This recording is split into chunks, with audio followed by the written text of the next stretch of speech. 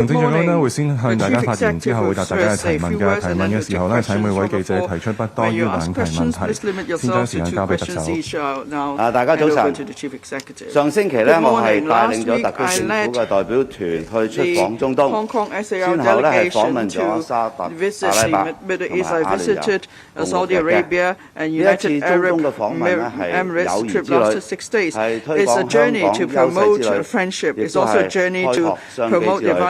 好高興咧，喺短短6日裏邊咧，我哋就獲得15項嘅成果，包括咧係香港同埋沙特政府係同意係啟動促進同埋保護投資協定嘅正式談判。香港同阿聯酋政府亦都同意展開討論簽署發展綠色同埋可持續金融合作嘅備忘錄工作，以及13份合作備忘錄或者議案書，範圍係包括金融、創新科技、商務、交通、能源、建築專業等等。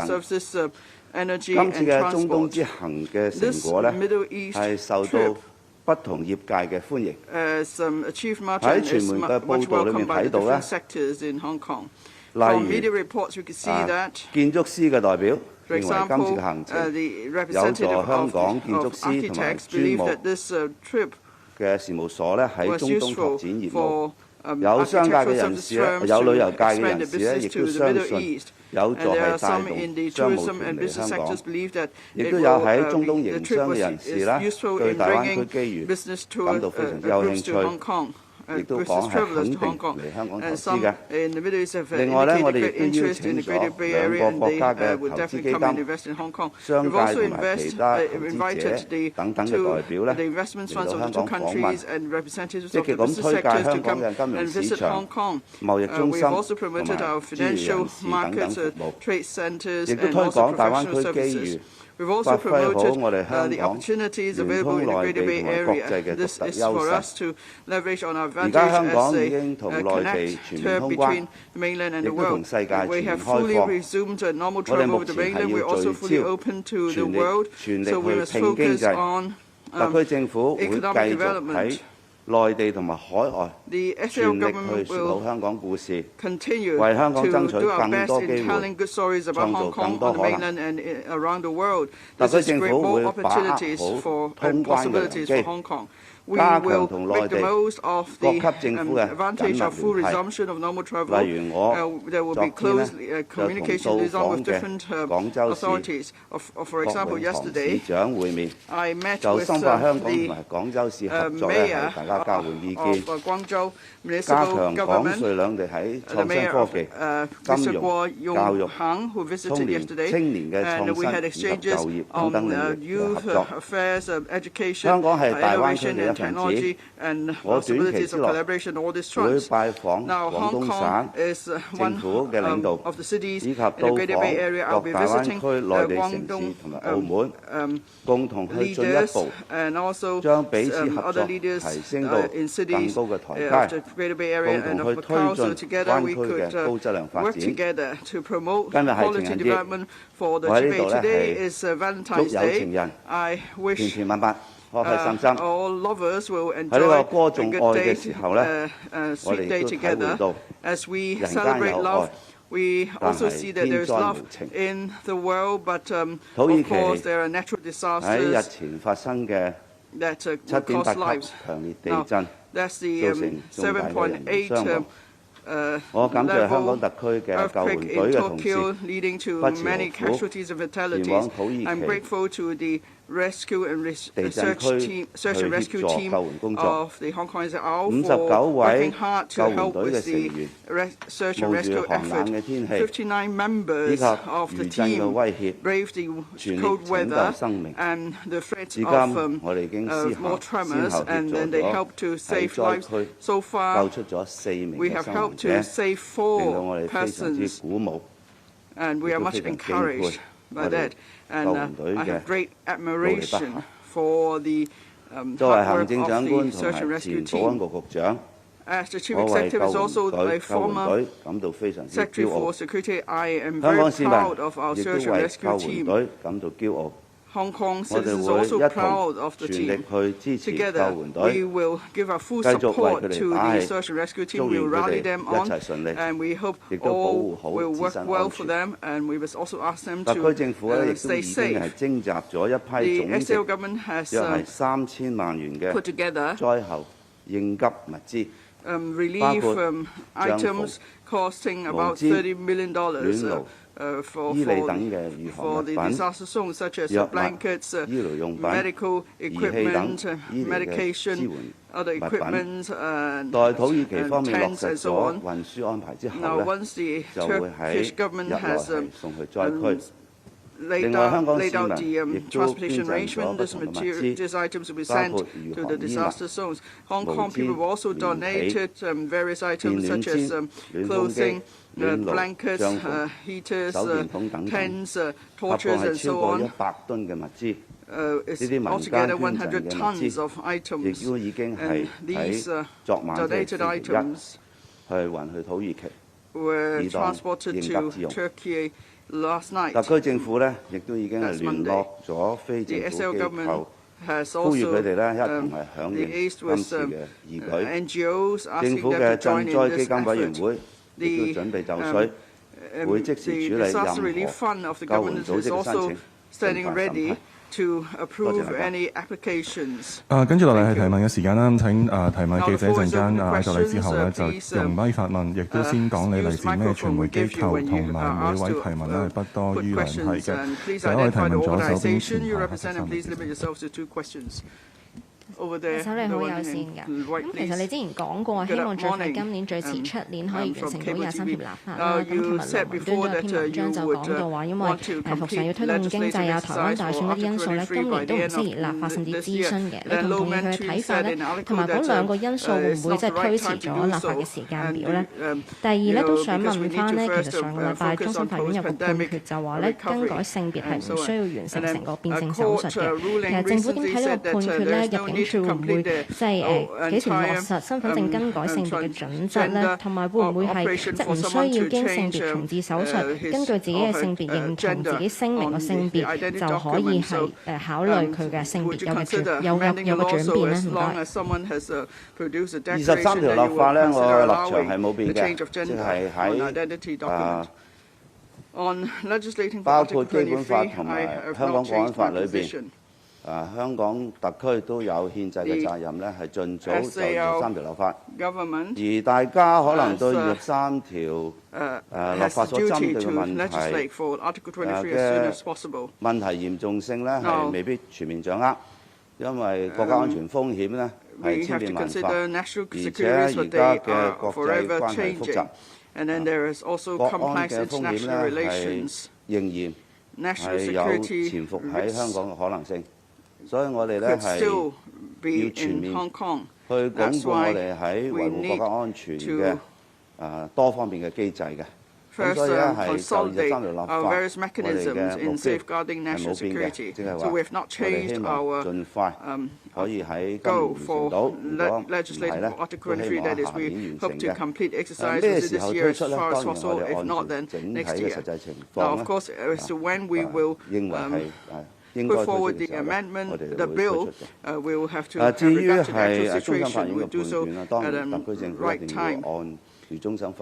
Now, as for court rulings, of course, the SL government must act in accordance with the rulings of the Court of Final Appeal and the Secretary Bureau will follow up accordingly. The lady. Good morning. A few questions from the South China Morning Post. Given that the 5-day notice rule for U.S. diplomats to meet officials and public educational institute representatives was eased last November, have you or your administration met U.S. Consul General Mr. Gregory Mayotte? And how do you see the easing of this restriction affecting Hong Kong's ties with the U.S. amid Sino-U.S. tensions? Second question, was yesterday's drop of property stocks to the lowest level in 6 weeks a sign of drop in investor confidence in the city from the inclusion of national security law provisions in recent land sales documents? Why hasn't the government launched a consultation for these clauses? And what issues is the government tackling with this measure? And finally, which areas would the government tackle in its upcoming budget? Would the government disperse another round of consumption vouchers? And would the Chief Executive please tell us when the mask mandate would be eased? I think you've asked like over 4 or 5 questions. But let's let the Chief Executive answer. Okay. Any activities by consulate staff has to be done in accordance with the Vienna Convention on Consular Relations. In regard to our communication and dealings with different consular staffs, we of course will be in support of many activities, particularly people-to-people business promotion, enhancing mutual understanding, and any things that will bring exchange of people, culture, and other communications together. We will, of course, be in support of all these. Hong Kong government officials, of course, will also be in contact with different people, including officials from different consulates, so as to enhance exchanges. We'll do our work in accordance with the Vienna Convention, but of course, we will welcome any exchange that will promote people-to-people exchange, cultural ties, and of course, in helping promoting Hong Kong. In regarding to fluctuation in the stock market's performance, and also in relation to different responses to land sales, of course, different factors are taken by, for example, investors or people who may be interested in considering bidding for lands. Obviously, they will be looking at a host of factors. And market sentiment, the international development, and the whole economy of the world, and the whole economic situation of Hong Kong will be taken into consideration by investors and people who may be interested in bidding lands. But first of all, the introduction of national security factors in our sale of lands is an obvious thing that is in accordance with our responsibility in protecting national security.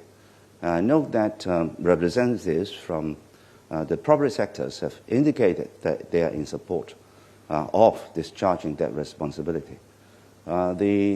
Such a provision has been in place for quite a while, and there have been land sales since its introduction. So this factor is a natural factor that I think has no relevance at all to any decision by any businesses who are interested in bidding for sales of land, who will basically consider it from their business angle. And I must emphasize that protecting national security is the responsibility of the whole region, the whole Hong Kong special administrative region. And everybody should have such a responsibility. The third question about budget, and the financial secretary, of course, is consulting people from different sectors on the budget proposal. And so all these factors will be, any views and opinions will be taken by him, and I'm sure that he will be making his announcement very soon after considering all these views and opinions. The fourth question you raised, can you say it again? Because it's about the mask mandate. Okay.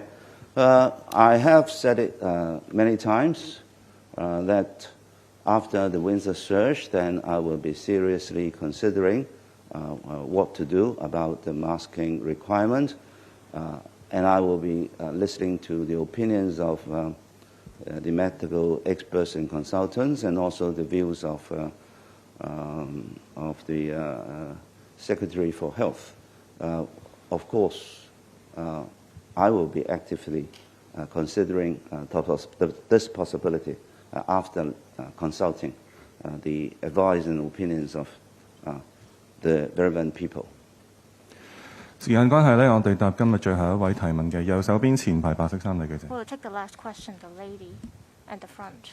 你好啊，點新聞記者，想問問有報道指話港車北上其實係比較難去預約驗車嘅，咁跨境車喺內地其實又未能夠回香港，即係喺疫情之下係冇回港去驗車嘅。咁如果揸車翻嚟就要即時去拖車，咁想問問當局有冇注意到相關嘅問題，咁會唔會有啲措施去協助兩地車嘅司機？咁第二個問題即係想問問有冇立法會補選嘅消息？有傳聞指話會有更多嘅議員辭職，係咪真㗎？唔該晒。港車北上係現有嘅制度，當然係要有配額制。而有關嘅運作咧，目前嚟講咧，我哋睇到咧大致上係暢順嘅。對於一啲小環節，我哋希望盡量去同有關單位去討論，去令到整個過程裏面咧，大家都更暢順嘅。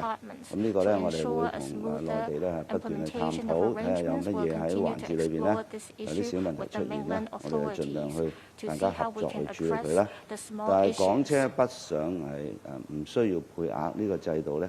我哋係而家積極緊同廣東省咧溝通嘅，我希望咧盡快我哋可以落實一個大家都同意嘅方案咧，就向大家公佈，咁令到港車北上咧係更加方便，亦都係符合兩地政府嘅共同目標嘅。我哋只係咧就一啲細節咧係大家商討緊嘅啫。至於係立法會聽你講話有啲咁嘅消息，我聽唔到嚇，即係話有議員。